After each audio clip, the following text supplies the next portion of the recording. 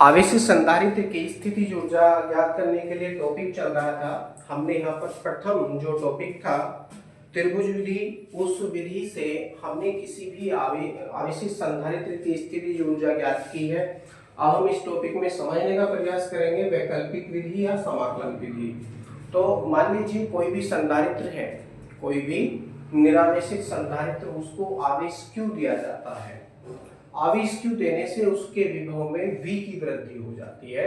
तो यह जो हम आवेश दे रहे हैं ये छोटे छोटे टुकड़ों में दे रहे हैं। यहाँ पर आवेश का बहुत ही छोटा वाला पार्ट देंगे सबसे पहले, तो विभव भी परिवर्तित होकर बहुत ही कम बढ़ेगा और धीरे धीरे आवेश की मात्रा जब हम बढ़ाते जाएंगे तो उसका विभव भी उसी अनुपात में बढ़ता चला जाता है। मान लीजिए किसी संधारित्र की धारिता C है, किसी संधारित्र की धारिता C है। माना संधारित्र को आवेशित करने की प्रक्रिया में किसी क्षण संधारित्र पर आवेश Q डैश संचित हो जाता है, जिससे उसकी प्लेटों के बीच विभवांतर V डैश स्थापित हो जाता है। तब V डैश इक्वल टू हो जाएगा, विभवांतर आप याद कर रहे हैं, V dash equal to Q dash upon C। V dash equal to Q dash upon C। V dash क्या है? उस क्षण, किस क्षण? जब आपने आवेश का अंतिम भाग यानी Q डैश आपने उसको दिया, उस समय उसका विभव V डैश हो गया। संधारित्र की धारिता ना घटी है ना बढ़ी है, ये क्या है? कांस्टेंट वैल्यू है, नियत वैल्यू है, इसलिए C के स्थान पर C डैश नहीं हो सकता। यदि आप ऐसा करेंगे तो दूसरा संधारित्र आपको प्रयोग करना होगा जिसकी धारिता C डैश होगी। अब जो संधारित्र आप प्रयोग कर रहे हैं उसकी धारिता C है और 1/C क्या हो जाता है? दिए गए संधारित्र के लिए तो नियतांक हो जाता है, अतः धारिता ना घटी है और ना बढ़ी है। केवल वैल्यू कौन सी परिवर्तित हुई है? आवेश। आवेश को छोटे छोटे भागों में आप दे रहे हैं, जिसके कारण उसका विभव भी छोटे छोटे भागों में परिवर्तित हो रहा है। तो किसी क्षण उस संधारित्र को दिया जाने वाला आवेश Q डैश है, तब उसकी प्लेटों के बीच में विभवांतर V डैश स्थापित हो जाता है। ये मात्रक आप लिखिए, इसका वोल्ट, मात्रक है वोल्ट। अब संधारित्र को और आगे, ये तो एक छोटा सा भाग था इसका, संधारित्र को अब और आगे अनंत सूक्ष्म आवेश dq देने में किया गया कार्य। अब देखिए अनंत सूक्ष्म, एक और छोटा सा आवेश दे दिया उसको, अनंत सूक्ष्म आवेश dq देने में किया गया कार्य।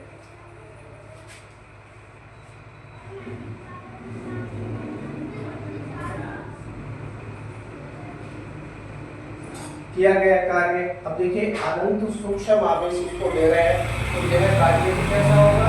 अनंत होगा, यानी dw बराबर किया गया कार्य कितना होगा? मात्रक बाद में लिखेंगे, इसका सूत्र होता है विभव गुणा आवेश, विभव गुणा आवेश।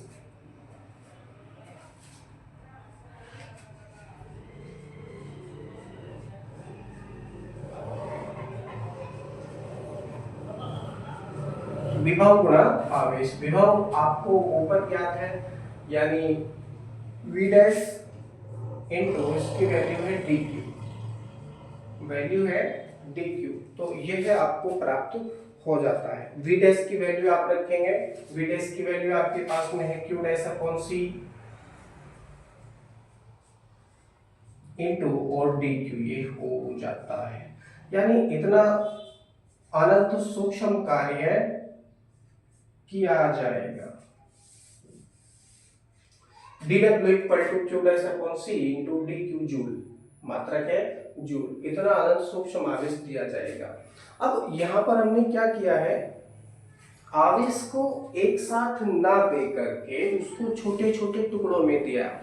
छोटे छोटे टुकड़ों में देने के पश्चात उसका जो कार्य है वो dw equal to Q dash upon C into dq joule हमको प्राप्त हुआ है। अब हम क्या कर रहे हैं? आवेश को जीरो से, अब दो स्थिति लेंगे हम यहाँ पर, दो स्थिति कौन से लेंगे?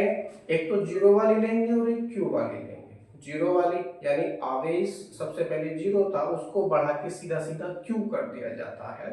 तो जीरो से क्यू आवेश देने में किया गया कार्य, और किया गया कार्य हम क्यों याद कर रहे हैं, क्योंकि यह कार्य उस संधारित्र की स्थितिज ऊर्जा के रूप में संचित हो जाता है। अतः संधारित्र को शून्य से क्यू आवेश देने में किया गया कार्य लिखेंगे। अतः संधारित्र को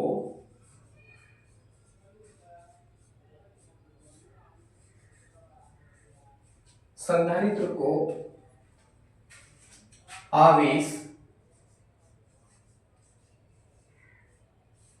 जीरो से क्यू देने में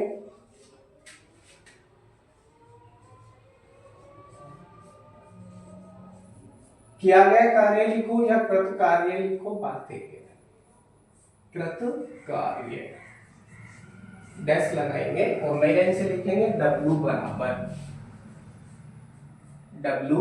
बराबर और इंटीग्रेशन करेंगे, यहाँ पर समाकलन करेंगे।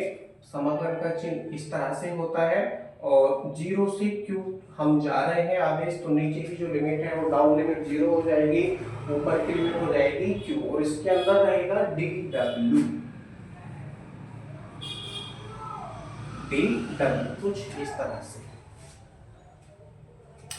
अब DW की वैल्यू आपने ज्ञात कर रखी है ऑलरेडी, इस वैल्यू को हम अंदर रखेंगे। इस वैल्यू को यदि हम अंदर रखेंगे तो हमको प्राप्त होगा 0Q, और DW की वैल्यू कितनी है, Q dash upon C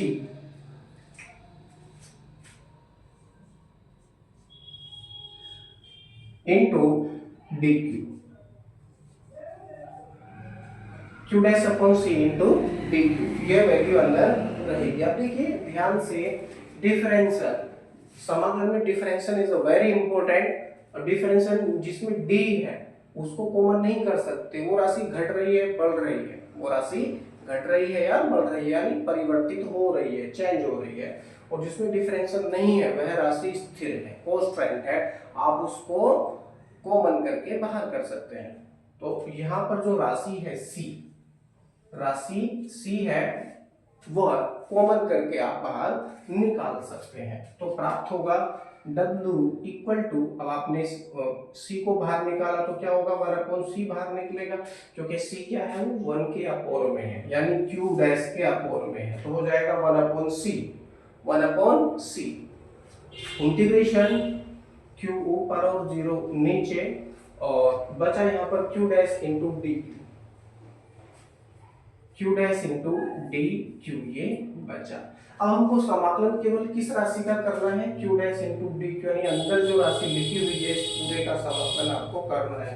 1/C से कोई मतलब नहीं है, ये तो कॉमन करके बाहर आ गया, कॉमन होके बाहर आ चुका है। Q डैश इंटू DQ यहाँ पर बचा हुआ है, केवल इसी राशि का आपको समाकलन करना होगा। एक सूत्र होता है समाकलन करने के लिए, integration x into dx, integration x into dx, यहाँ पर इस सूत्र का हम प्रयोग करेंगे। सूत्र कौन सा है,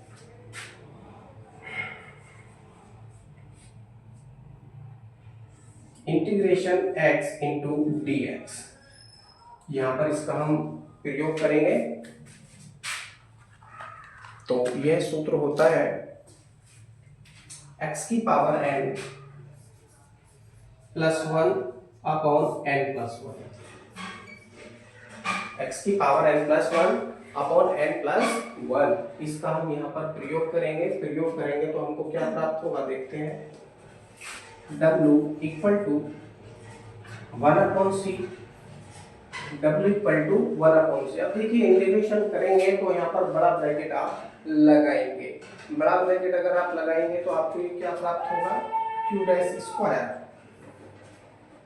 देखिए x की पावर n प्लस 1 है, x की पावर यहाँ पर कितनी है 1, और सूत्र के अनुसार हम चलेंगे तो क्या हो जाएगा, क्योंकि Q डैश की पावर 1 प्लस 1 यानी 2 हो जाएगी, 1 प्लस 1 यानी 2 ये हो जाएगी, तो हो जाएगा Q डैश छोटा ब्रैकेट की पावर 2 अपॉन में n+1। n क्या है? धातु की संख्या, पावर्स, नंबर ऑफ पावर। तो n के स्थान पर क्या है? 1 है। n के स्थान पर 1 है, ये डैश है, लेकिन इसकी जो पावर है वो 1 ही है। तो 1 में 1 ऐड करेंगे तो क्या हो जाएगा? 2 हो जाएगा। तो कुछ इस तरह से आप बड़ा ब्रैकेट बंद करेंगे और ऊपर की जो लिमिट है वो q है, डाउन लिमिट है g। अब यहाँ पर जो अंकित वैल्यू हमको प्राप्त हो रही है वह भी कॉमन करके आप बाहर निकालेंगे, अंकित वैल्यू को कॉमन करके बाहर निकालेंगे तो यह प्राप्त होगा W इक्वल टू, अब देखिए 2 को बाहर निकालेंगे तो 1/2 बाहर निकलेगा, ये हो जाएगा 1/2C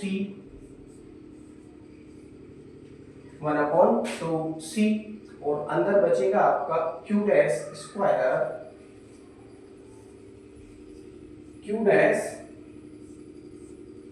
स्क्वायर और लिमिट है Q0,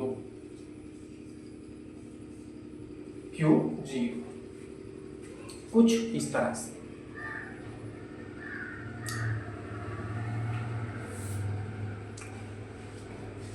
अब देखिए इसकी जो ऊपर की लिमिट रहती है, अपर लिमिट पॉजिटिव रहती है, डाउन लिमिट रहती है माइनस में, तो इसका हम यहाँ पर प्रयोग करेंगे तो यह राशि हो जाएगी 1/2C।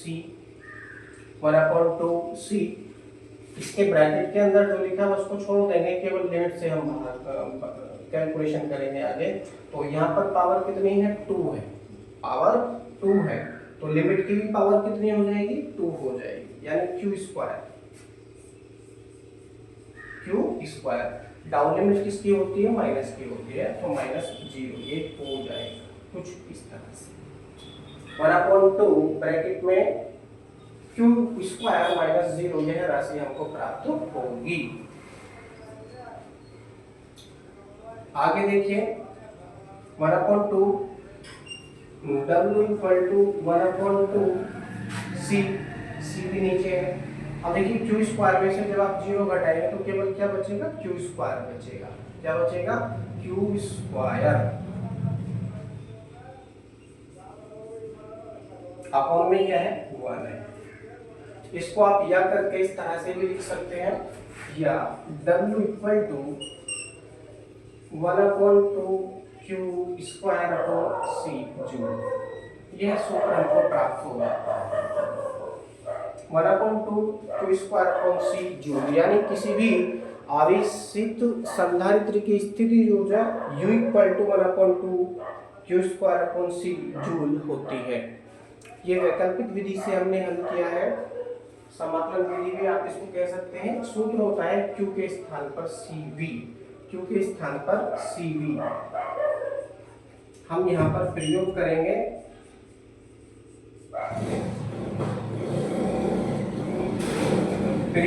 तो क्या प्राप्त होगा? आप इसको यहाँ देख लीजिए, U इक्वल टू 1/2, अब देखिए Q का स्क्वायर है तो CV का भी क्या होगा? स्क्वायर होगा, C square V square upon C से पावर कट जाएंगे और बचेगा U equal to 1/2 CV square joule.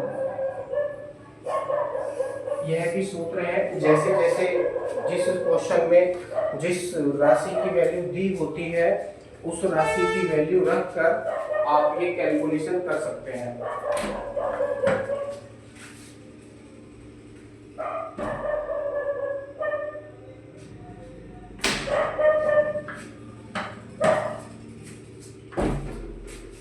I hope आपको समझ में आया होगा। आप इसको इस तरह से भी देख सकते हैं।